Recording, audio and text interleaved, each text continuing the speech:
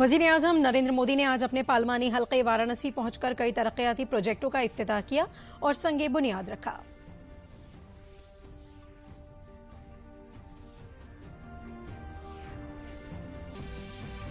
वज़ीर-ए-आज़म नरेंद्र मोदी ने उत्तर प्रदेश में कोरोना वायरस पर काबू पाने की कोशिशों के लिए की सताइश का दूसरी लहर में कोविड के खिलाफ लड़ाई में उत्तर प्रदेश ने मिसाल कायम की।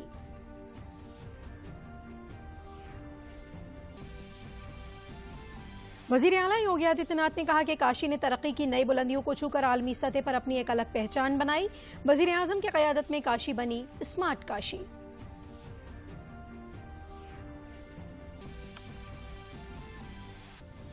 और वज़ीर आज़म नरेंद्र मोदी ने आज कौशल विकास मिशन के 6 साल पूरे होने पर नौजवानों से किया खिताब। कहा 21वीं सदी के नौजवानों के लिए स्किल डेवलपमेंट एक कौमी जरूरत।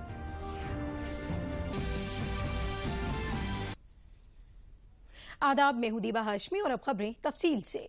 वज़ीर आज़म ने आज वाराणसी में 78 प्रोजेक्टों का इफ्तिताह और 205 प्रोजेक्टों का संगे बुनियाद रखा, जिसकी कुल लागत 1500 करोड़ रुपए से ज्यादा है। वज़ीर आज़म ने BHU में 100 बिस्तरों वाले MCH वे यानी मदर एंड चाइल्ड वे, गोदौलिया में एक कसीरुल मंजिला पार्किंग, गंगा नदी में सयाहत की तरक्की के लिए रोरो कश्तियों और वाराणसी गाजीपुर रियासती शाहराह पर 3 लेन वाले फ्लाईओवर पुल समेत अवामी प्रोजेक्टों और कामों का इफ्तिताह किया।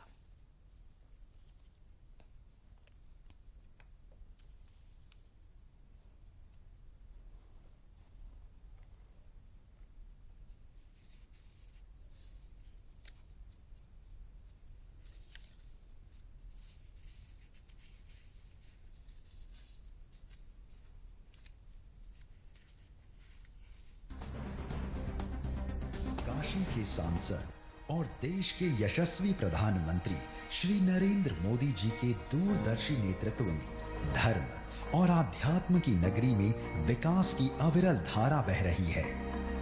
प्रधानमंत्री जी के संकल्प एवं अथक प्रयासों से 7 वर्षों में इन विकासोन्मुख परियोजनाओं ने काशी वासियों का जीवन बेहतर बनाया है। इस कड़ी में आज काशी को पूर्ण हो चुकी विभिन्न परियोजनाओं की सौगात मिल रही है। 210 करोड़ की लागत से पूर्ण परियोजनाओं में अंतर्राष्ट्रीय convention centre Rudraksh, Godowlia multi level 2 wheeler parking एवं शहर के 4 प्रमुख पार्कों का सौंदर्यीकरण प्रमुख है। 193 करोड़ 37 लाख की लागत से पंचकोशी परिक्रमा मार्ग का सुदृढ़ीकरण, वाराणसी गाजीपुर रोड पर 3 लेन का ऊपरगामी सेतु का निर्माण एवं 18 ग्रामीण सड़कों के सुदृढ़ीकरण के साथ मरम्मत का कार्य भी पूर्ण करा है। 139 करोड़ 19 लाख की लागत से मछोदरी स्मार्ट स्कूल एवं स्किल डेवलपमेंट सेंटर, राजकीय महिला पॉलिटेक्निक में IT ब्लॉक, लैब एवं आवासीय परिसर का निर्माण कार्य पूर्ण हो गया है। 102 करोड़ 76 लाख की लागत से ग्रामीण पेयजल योजना एवं शहर की प्राचीन सीवर प्रणाली के नवीनीकरण के कार्य भी पूर्ण हो चुके हैं। 92 करोड़ 21 लाख की लागत से BHU के शिक्षकों के लिए 80 आवासीय फ्लैट एवं 100 बेड के MCH पूर्ण हो गया है। 54 करोड़ 67 लाख की लागत से पर्यटन के विकास हेतु गंगा में रो बोट, रामनगर से राजघाट तक क्रूज के संचालन के साथ ही 84 घाटों पर साइनेज एवं शहर के 6 स्थानों पर LED स्क्रीन तथा साउंड सिस्टम एवं रामेश्वर में पर्यटन विकास के कार्य भी पूर्ण कर लिए गए हैं। वज़ीर आज़म नरेंद्र मोदी ने आज अपने पार्लिमानी हल्के वाराणसी के दौरे में उत्तर प्रदेश में कोरोना वायरस पर काबू पाने की कोशिशों के लिए उत्तर प्रदेश सरकार की सताइश की। उन्होंने कहा कि रियासत ने दूसरी लहर के दौरान कोविड की लड़ाई में एक मिसाल कायम की है। सेकेंड वेव के दौरान यूपी ने जिस तरह कोरोना संक्रमण को फैलने से रोका, वो अभूतपूर्व है। वरना यूपी के लोगों ने वो दौर भी देखा है जब दिमागी बुखार, इंसेफ्लाइटिस जैसी बीमारियों का सामना करने में यहां कितनी मुश्किलें आती थी। ये तो 100 साल में पूरी दुनिया पर आई सबसे बड़ी आफत है, सबसे बड़ी महामारी है। इसलिए कोरोना से निपटने में उत्तर प्रदेश के प्रयास उल्लेखनीय है। वजीर आजम ने कहा कि काशी ने दिखा दिया है कि वो मुश्किल वक्त में भी थकती नहीं है, रुकती नहीं है। काशी के विकास से जुड़े 1500 करोड़ रुपए से अधिक के प्रोजेक्ट का शिलान्यास और लोकार्पण करने का अवसर मुझे मिला है। बनारस के विकास के लिए जो कुछ भी हो रहा है वो सब कुछ महादेव के आशीर्वाद और बनारस की जनता के प्रयास से ही जारी है। मुश्किल समय में भी काशी ने दिखा दिया है कि वो रुकती नहीं है, वो थकती नहीं है। वजीर आजम ने कहा कि सभी को मुफ्त वैक्सीन से गरीबों, किसानों, नौजवानों समेत सभी को इसका फायदा मिलेगा। उन्होंने हर जिले में बच्चों के लिए खुसूसी ऑक्सीजन और आईसीयू सहूलत देने की रियासती सरकार की कोशिशों की भी तारीफ की। सबको वैक्सीन, मुफ्त वैक्सीन, इस अभियान के माध्यम से गरीब, मध्यम वर्ग, किसान, नौजवान सभी को सरकार द्वारा मुफ्त वैक्सीन लगाई जा रही है। हर जिले में बच्चों के लिए विशेष ऑक्सीजन और आईसीयू जैसी सुविधाएं निर्मित करने का जो बीड़ा यूपी सरकार ने उठाया है वो भी सराहनीय है। स्वास्थ्य सुविधाओं के निर्माण के लिए हाल में केंद्र सरकार ने 23,000 करोड़ रुपए का विशेष पैकेज घोषित किया है। इसका भी बहुत बड़ा लाभ यूपी को होने वाला है। इस मौके पर रियासत के वजीर आला योगी आदित्यनाथ ने कहा कि काशी ने तरक्की की नई बुलंदियों को छूकर दुनिया में अपनी एक अलग शिनाख्त बनाई है। उन्होंने ये भी कहा कि वजीर आजम नरेंद्र मोदी की कयादत में काशी स्मार्ट काशी बन गई है। नई काशी जो अपनी आध्यात्मिक और सांस्कृतिक विरासत को संरक्षित करते हुए विकास की नित नई ऊंचाइयों को छू रहा है, वह नई काशी आज स्मार्ट काशी के रूप में प्रदेश, देश और दुनिया के लिए एक मॉडल बनी हुई है। प्रधानमंत्री जी के विजन, उनका निरंतर मार्गदर्शन, उनकी प्रेरणा आज काशी वासियों को, प्रदेशवासियों को और देशवासियों को एक नई ऊंचाइयों की ओर अग्रसर कर रहा है। वजीर आला योगी आदित्यनाथ ने कहा कि गुज़िश्ता 7 बरसों में 10,300 करोड़ रुपए के प्रोजेक्ट पूरे किए जा चुके हैं, जबकि 10,084 करोड़ के प्रोजेक्टों पर इस वक्त काम चल रहा है। पिछले 7 वर्षों के दौरान काशी में 10,300 करोड़ रुपए की परियोजनाएं पूरी हुई हैं और लगभग 10,284 करोड़ रुपए की योजनाएं वर्तमान में गतिमान हैं।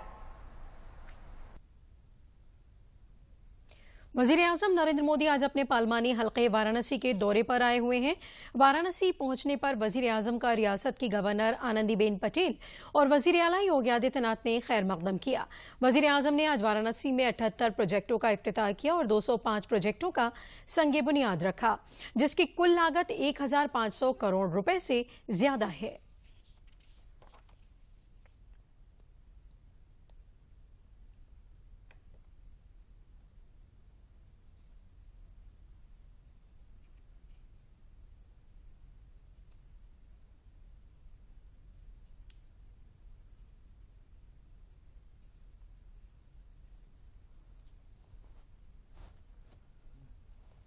वजीर-ए-आजम नरेंद्र मोदी ने बीएचयू में मां और बच्चे की सेहत के विंग का मुआयना किया। वजीर-ए-आजम ने एमसीएच विंग और आंखों के इलाज के इलाकाई इदारे का इफ्तिताह और मुआयना किया। इस दौरान वजीर-ए-आजम ने वहां मौजूद डॉक्टरों से बातचीत भी की।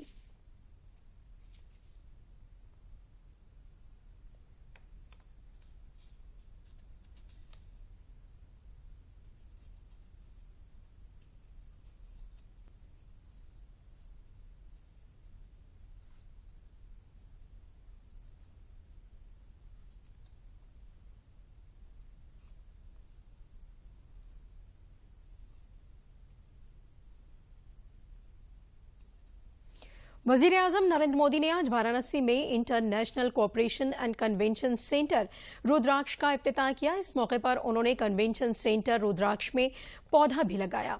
उन्होंने कहा कि काशी के लोगों ने तरक्की की गंगा बहा दी। वजीर-ए-आजम ने कहा कि आज की इस तकरीब में एक और शख्स है जिसका नाम लेना मैं भूल नहीं सकता। जापान के ही मेरे एक और दोस्त शिंजो आबे जी। उन्होंने कहा कि मुझे याद है शिंजो आबे जी जब वजीर-ए-आजम की हैसियत से काशी आए थे तो रुद्राक्ष के ख्याल पर उनसे मेरी बातचीत हुई थी।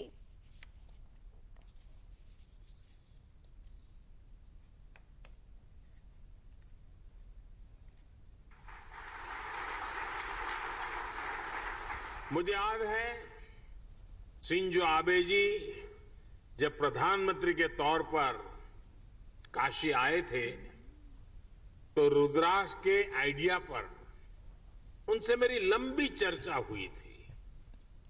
उन्होंने तुरंत ही अपने अधिकारियों से इस आइडिया पर काम करने को कहा। इसके बाद जापान का जो कल्चर है, उनका गुण है, चर परिचित, उनकी विशेषता है परफेक्शन और प्लानिंग। इसके साथ इस पर काम शुरू हुआ और आज ये भव्य इमारत काशी की शोभा बढ़ा रही है। वजीर-ए-आजम ने कहा कि चाहे स्ट्रेटेजिक एरिया हो या इकोनॉमिक एरिया, जापान आज भारत के सबसे काबिल-ए-एतमाद दोस्तों में से एक है। हमारी दोस्ती को इस पूरे इलाके की सबसे कुदरती साझेदारी में से एक माना जाता है। उन्होंने कहा कि भारत और जापान की सोच है कि हमारी तरक्की को हमारे जोशो खरोश से वाबस्ता होना चाहिए। वजीर-ए-आजम ने कहा कि ये तरक्की कसीरुल मकासद होना चाहिए, सबके लिए होना चाहिए और सबको जोड़ने वाली होना चाहिए। चाहे स्ट्रेटेजिक एरिया हो या इकोनॉमिक एरिया, जापान आज भारत के सबसे विश्वसनीय दोस्तों में से एक है। हमारी दोस्ती को इस पूरे क्षेत्र की सबसे नेचुरल पार्टनरशिप में से एक माना जाता है। आधुनिक वजीर-ए-आजम ने कहा कि बनारस के तो जर्रे जर्रे से गीत संगीत और फनून की बारिश होती है। यहाँ गंगा के घाटों पर कितने ही फनून ने फरोग पाया है, इल्म बुलंदी तक पहुंचा है और इंसानियत से मुताल्लिक कितने ही अहम उमूर पर गौर ख़ौस किया गया है। इसलिए बनारस गीत संगीत का, मजहब का और रूहानियत का, अदब और साइंस का एक बहुत बड़ा आलमी मरकज बन सकता है। दुनिया का सबसे प्राचीन जीवंत शहर है। शिव से लेकर सारनाथ में भगवान बुद्ध तक काशी ने अध्यात्म के साथ साथ कला और संस्कृति को सदियों से संजो कर रखा है। आज के समय में भी तबला में बनारस बाज की शैली हो, ठुमरी, दादरा, ख्याल, टप्पा और ध्रुपद हो, धमार, कजरी, चैती, होरी जैसी बनारस की चर्चित और विख्यात गायन शैलियां हो, सारंगी और पखावज हो या सहनाई हो, मेरे बनारस के तो रोम रोम से गीत, संगीत और कला झरती है। यहां गंगा के घाटों पर कितनी ही कलाएं विकसित हुई हैं, ज्ञान शिखर तक पहुंचा है और मानवता से जुड़े कितने गंभीर चिंतन इस मिट्टी में हुए हैं।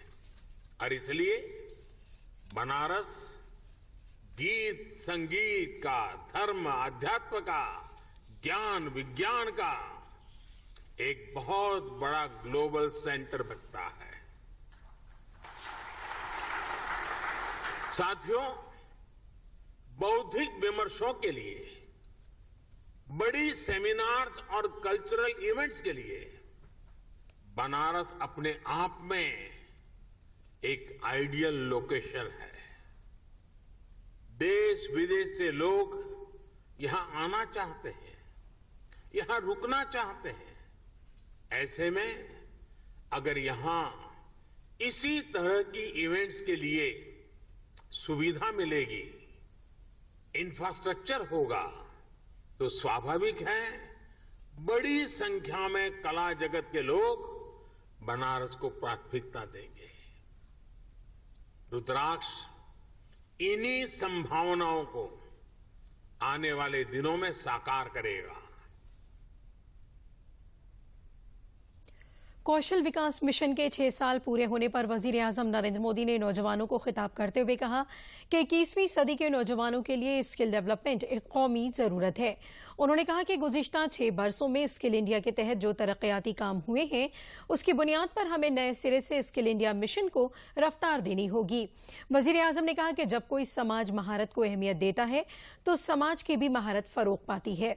वजीर आजम के कौशल विकास मिशन के तहत अब तक 1.25 करोड़ से ज्यादा लोगों को तरबियत दी जा चुकी है। वजीर आजम ने कहा कि दुनिया में जिस तरह टेक्नोलॉजी बदल रही है, उससे अगले 3-4 सालों में बड़ी तादाद में रीस्किलिंग की जरूरत होगी। हम इस समय अपनी आजादी के 75 वर्ष का पर्व मना रहे हैं। 21वीं सदी में पैदा हुए आज के युवा भारत की विकास यात्रा को आजादी के 100 वर्ष तक आगे बढ़ाने वाले हैं। इसलिए नई पीढ़ी के युवाओं का स्किल डेवलपमेंट एक राष्ट्रीय जरूरत है। आत्मनिर्भर भारत का बहुत बड़ा आधार है।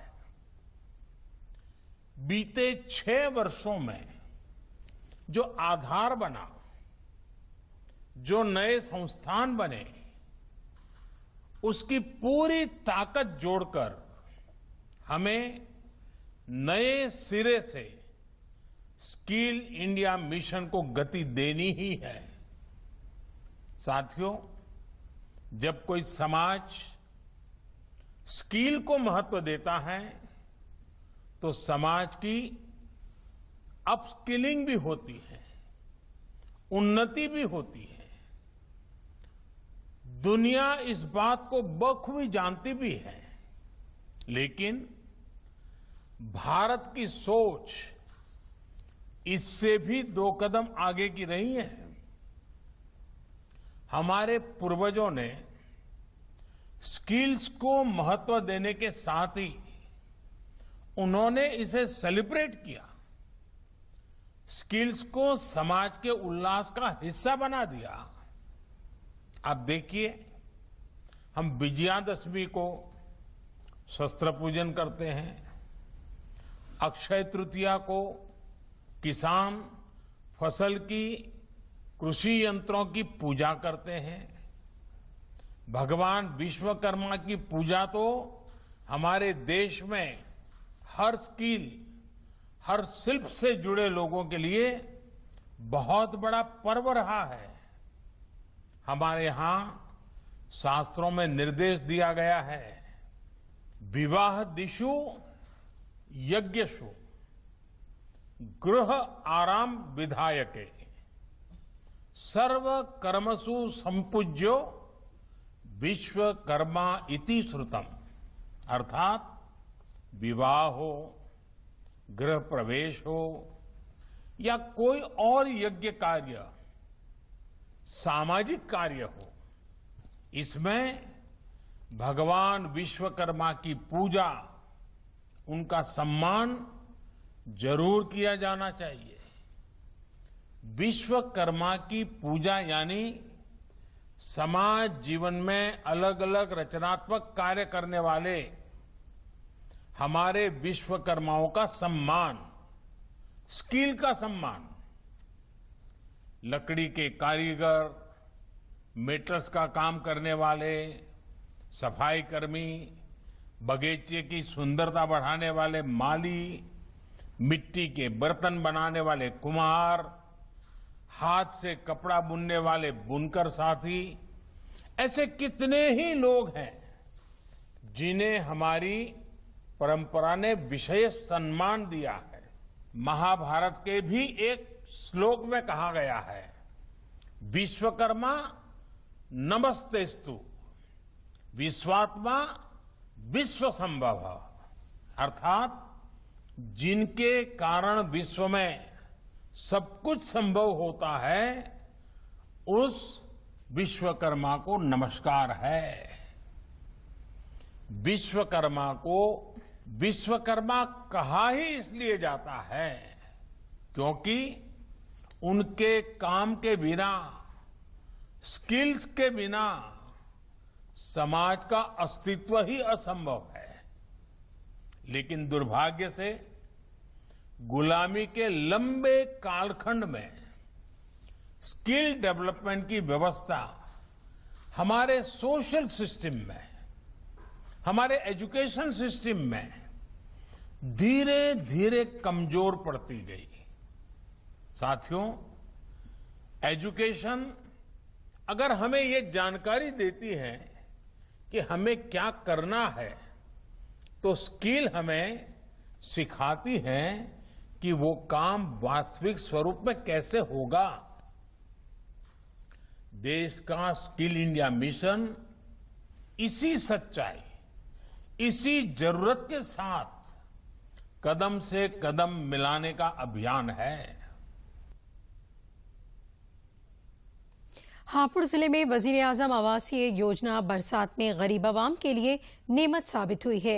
बारिश के मौसम में पहले गरीबों को जबरदस्त परेशानियों का सामना करना पड़ता था। वजीर-ए-आजम आवासीय योजना से फायदा हासिल करके गरीबों को बरसात के मौसम में सर छिपाने के लिए पक्का मकान मिल गया है। मुस्तफीदीन ने वजीर-ए-आजम मोदी का शुक्रिया अदा किया है।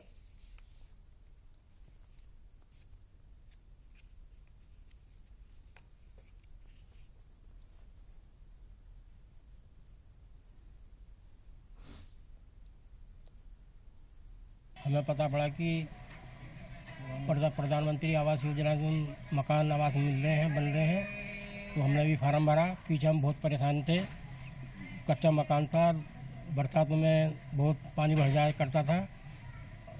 उसके बाद में हमने फार्म भरा। फार्म भरने में फिर हमने किसी को कुछ दिया नहीं है, ठीक है जी। उसके बाद में हमें 2.5 लाख रुपया मिला। उसमें हमने कमरे, 2 कमरे, किचन, बाथरूम, लैट्रिन ये बनाए हैं। अब हम ठीक ठाक अपने राजगुसी रह रहे हैं, हमें कोई दिक्कत नहीं है। मथुरा में किसानों ने वजीर-ए-आजम किसान फसल बीमा स्कीम का फायदा उठाकर ज़राअत के शोबे में तरक्की की है। जिले में बारिश की वजह से किसानों की रबी और खरीफ की फसल का भारी नुकसान हुआ, जिसकी तलाफी वजीर-ए-आजम फसल बीमा स्कीम के तहत किसानों के खाते में भेज दी गई है, जिससे किसानों को फिर से खेती करने में आसानी हो रही है। ज़राअत के डिप्टी डायरेक्टर रामतेज यादव ने बताया कि ये स्कीम किसानों के मफाद में है। किसान ज्यादा से ज्यादा बीमा करा रहे हैं। हमारे साथ बीमा मिल गो, हमें धान की फसल नष्ट है गई हमारी, तबा को बीमा पूरा मिल गो। हमने बाद में ब्लॉक में जाकर शिकायत की, तहसील में जाकर की, कई जगह शिकायत की। प्रधानमंत्री बढ़िया काम कर रहे हैं और सभी किसानों को बीमा कराना बहुत जरूरी है। ये जो प्रधानमंत्री द्वारा, मोदी जी द्वारा जो चलाई गई है किसान फसल बीमा योजना, ये बहुत ही बेहतर योजना है। क्योंकि हमारी जब फसल बर्बाद हुई थी तो पहले हम नहीं करवा रहे थे, लेकिन फिर हमने जब लोगों ने बताया कि ये बहुत बढ़िया चीज़ है, फिर हमने उसको करवा लिया था बीमा को। और जब हमारी फसल बर्बाद हुई, फिर हमने क्लेम किया तो हमें ये मिला फसल बीमा। तो तब हमें समझ आया कि वाकई ये एक बहुत बेहतर पहल है और ये बहुत बढ़िया जो है योजना प्रधानमंत्री द्वारा निकाली गई है। जो हमारी खेती हो रही है आज बीमा योजना के कारण हम इस खेती को कर पा रहे हैं। और ये अगर हमें ये बीमा न मिल रहा होता प्रधानमंत्री की ओर से तो हम ये बीमा नहीं कर, ये फसल नहीं कर पाते। इसलिए हम ये आज जो भी जो कर रहे हैं, खेती कर रहे हैं किसान छोटे मोटे, वो बीमा योजना के कारण ही कर पा रहे हैं। भदोही जिले में भारतीय जनता पार्टी ब्लॉक प्रमुख ओहदे की उम्मीदवार अनीता गौतम बिला मुकाबला ब्लॉक प्रमुख चुन ली गई हैं।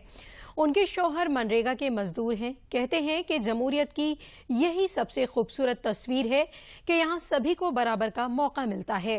गरीब तबके की अनीता गरीबों तक तरक्की का उजाला लेकर पहुंचेंगी। भदोही जिले के सुरियामा ब्लॉक इलाके के चौगना गांव की रहने वाली अनीता गौतम ने कहा कि उन्होंने ख्वाब में भी नहीं सोचा था कि वो कभी ब्लॉक प्रमुख बन सकती हैं। भारतीय जनता पार्टी की एक बहुत छोटी सी कारकुन अनीता को गुज़िश्ता दिनों भारतीय जनता पार्टी ने सुरियामा ब्लॉक से अपना उम्मीदवार बनाया था और वो सुरियामा ब्लॉक से बिला मुकाबला ब्लॉक प्रमुख मुंतखब हो गई हैं। उनका कहना है कि वो अपने इलाके की चौतरफा तरक्की करेंगी। उन्होंने खुद मजदूरी करके गरीबी का एहसास किया है और वो गरीबों और ज़रूरतमंदों के दर्द को समझती हैं। हमारा दिन तो बहुत ख़राब था। हम छोट कास्ट के रहने वाले हैं। हम दोनों प्राणी मियाँ बीवी जो है मनरेगा कर रहे हैं और उसी की देन है जो हमारे विधायक रविंद्रनाथ त्रिपाठी हैं, उसकी देन है जो आज मैंने ये पदवी पाई थी। हम सोच यही है हमारा कि हम लोग गांव का अपने सब उत्थान का विकास करेंगे। और हम तो एक झोपड़ी के लिए बहुत परेशान थी, लेकिन परंतु हमको एक मिला आवास था। उसी आवास के कारण हम अपने बच्चे को लेके गुजारा कर रही हूँ और फिर वही लोग का हम सोच रहे हैं कि हम उन लोगों को दिया जाएगा, गरीबों को।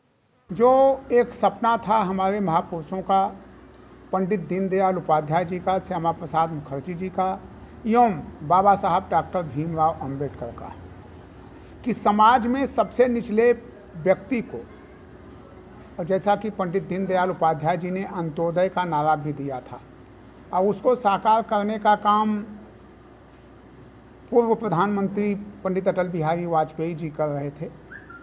लेकिन बीच में ये कार्य अधूरे रह गए। भारतीय जनता पार्टी की सरकार जब केंद्र और प्रदेश में बनी तो निश्चित रूप से इन महापुरुषों का जो सपना था उस सपने को साकार करने के लिए हर कदम उठाए जा रहे हैं। और उसी के तहत सुरियामा ब्लॉक जो भदोही जनपद में है यह है, तो आज मनरेगा में काम करने वाली अनीता गौतम, जो इन महापुरुषों का सपना था उस सपने को साकार आज यहाँ के क्षेत्र पंचायत सदस्य और क्षेत्रवासियों ने किया। वो एक गरीब घर की बेटी को सुरियामा ब्लॉक की प्रथम नागरिक बनाने का काम किया, सुरियामा का ब्लॉक प्रमुख बनाने का काम किया। अब इससे बड़ा और क्या हो सकता है कि मनरेगा में काम करने वाली महिला भी आज वह सुरियामा ब्लॉक की प्रथम नागरिक है। वज़ीर-ए-आज़म नरेंद्र मोदी के जरिए टोक्यो ओलंपिक में हिस्सा लेने वाले खिलाड़ियों से वर्चुअल बातचीत में खिलाड़ियों का हौसला बढ़ाने की अपील की थी, जिसके बाद बड़ी तादाद में लोग अपने अपने पसंदीदा खिलाड़ियों को नमो ऐप के जरिए नेक ख्वाहिशात भेज रहे हैं। टोक्यो ओलंपिक में हिस्सा लेने वाले खिलाड़ियों को तरगीब देने वालों में नौजवानों की तादाद ज्यादा है। लखनऊ के नौजवानों को यकीन है कि मुल्क और रियासत के खिलाड़ी अपना बेहतरीन मुजाहरा करेंगे और मुल्क को मेडल दिलाएंगे।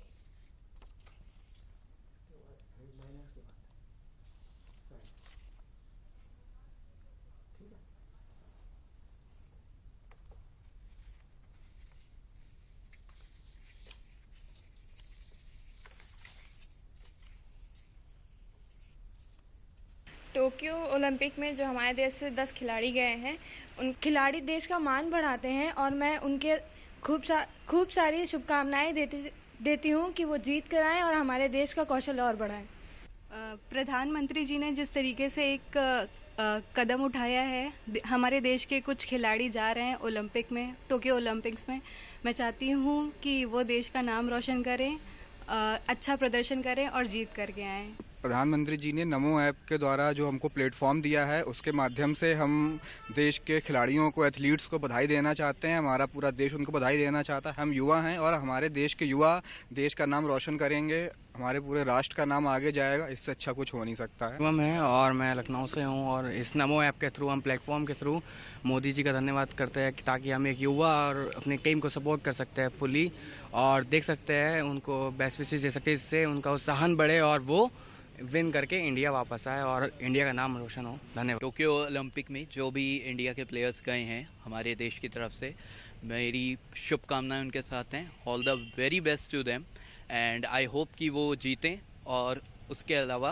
अपने भारत देश का नाम रोशन करें ताकि हम भारतवासी और प्राउड फील कर सकें।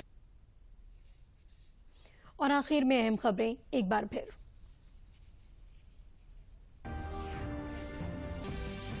वज़ीर-ए-आज़म नरेंद्र मोदी ने आज अपने पार्लिमानी हल्के वाराणसी पहुंचकर कई तरक्याती प्रोजेक्टों का इफ्तिताह किया और संगे बुनियाद रखा।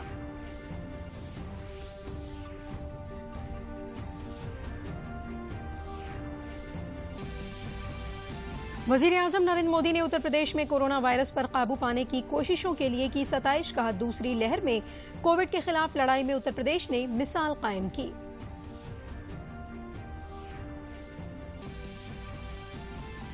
वज़ीर आला योगी आदित्यनाथ ने कहा कि काशी ने तरक्की की नई बुलंदियों को छूकर आलमी सतह पर अपनी एक अलग पहचान बनाई। वज़ीर-ए-आज़म की क़यादत में काशी बनी स्मार्ट काशी।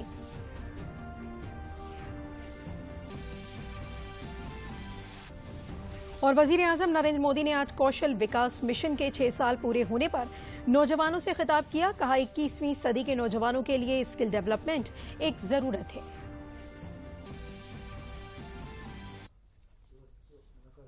और इसी के साथ खबरें खत्म हुई। दीबा को दीजिए इजाजत। आदाब।